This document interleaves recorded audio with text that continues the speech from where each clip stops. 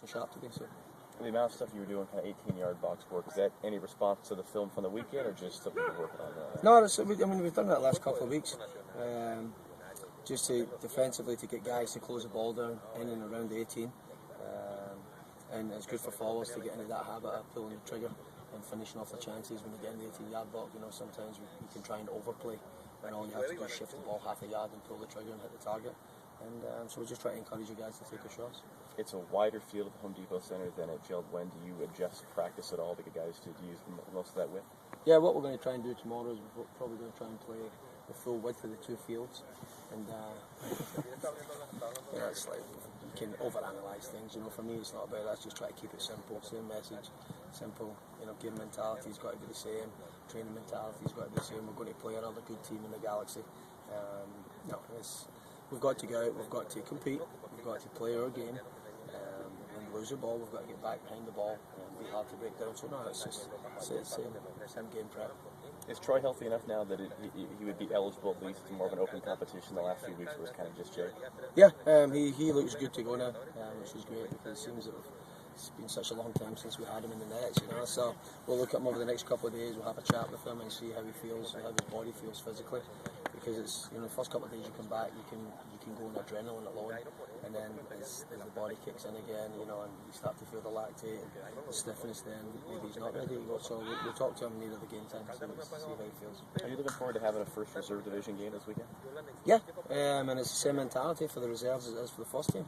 We want to go and win the game.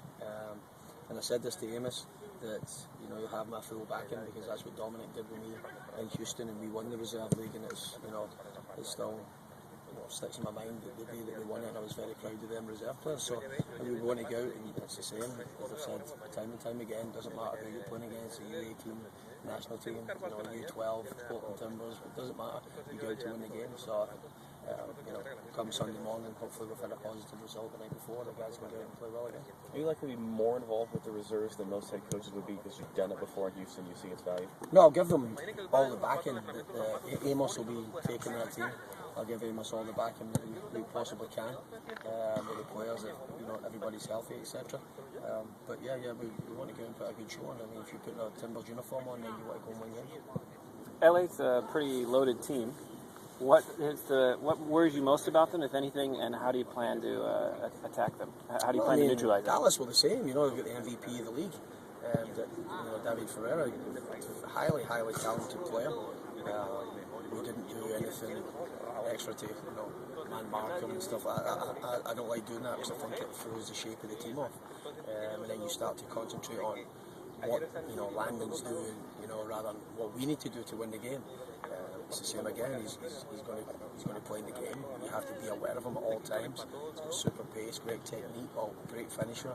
Always seems to pick the right pass. So you need to be aware of him. I don't think we need to man mark him. This is such a big field as well, and his mobility is tremendous that he would probably run the legs off you anyway, whoever's man marking him. So he's the best player on American soil, American player out there. Got huge respect for the kid, what he's done for himself and the game in general in this country. But no, we'll go out there, we'll play our game. We've got players that are playing well. Kenny Cooper's playing well. Jorge Palaz's playing well. They're going to have to worry about us because when we attack them, Landon's going to have to defend when we're attacking, because if you don't, then I think we'll punish teams. And you say the team is playing well, and they have been. Obviously things to work on. How do you maintain the momentum coming off two very exciting wins, home games? Now you go on the road. How do you keep the team focused on keeping it all together? Well, I've said since we met up the first week in January, don't feel scared by playing games on the road, because my mentality is that we're going to go to Home Depot and try and win the game. And we're not going to go there and flood the midfield. We're not going to go there and be scared to attack, because we've got nothing to be scared of. You've got to have that confidence and drive in yourself that wherever we play, doesn't matter home or away, big crowd, small crowd, pull the uniform on, we've got people that are supporting us, and we need to be super confident. We're in good form right now, so we need to go and show that form at the Home Depot. Is the confidence level high? I think so. It should be, because I think we've scored a lot of goals against two good teams, especially Dallas, a team that was in the MLS Cup final last year, and we're very unlucky not to win the MLS Cup. We were sitting for 80 minutes, cruising at 3-0 against one of the best teams in the country, so why shouldn't our confidence be high? Of course, we got tired in the end.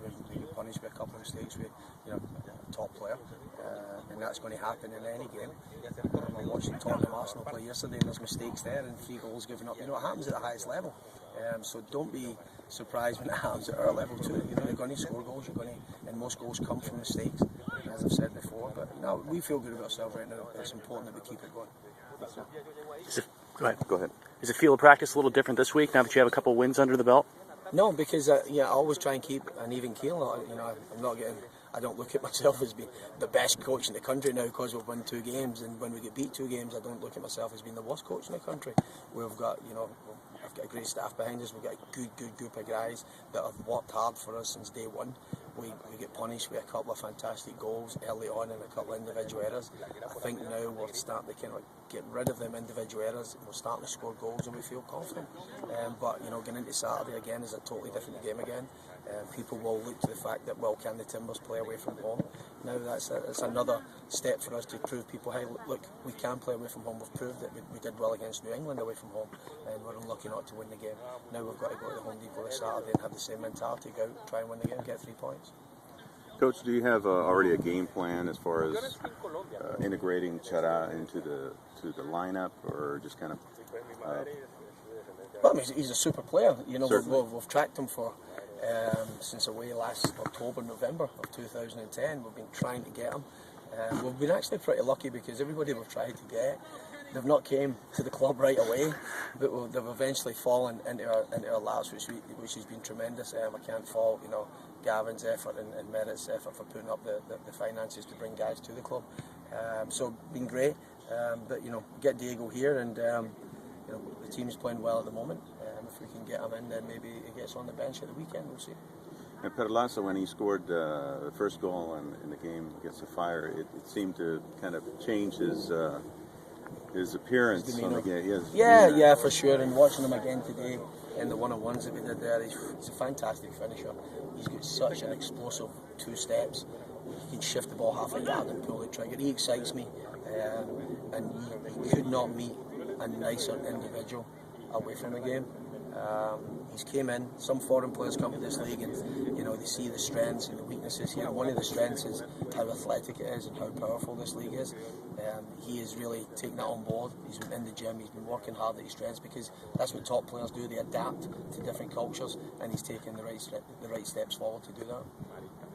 Thanks, Coach. Do you know with any certainty yet when Chará might be here? Is that still I believe we're picking him up tomorrow morning in Los Angeles. So it'd be nice to get him. He's, as I say, a fantastic footballer. We've chased him for a few months, and obviously with him and Jorge being best of buddies for a number of years, it's going to be good for them both. Now put him on the bench just to kind of slow things down a little bit? We'll see. Yeah, the way things are going, we might get an injury tomorrow, and he might play. So, as I say, he's a good player. We brought him here to play. Brought him here to sit on the bench for 10, 12 games, but we're in good form right now. The guys, are playing well, so it's up to them to keep their place in the team. Okay, thanks guys.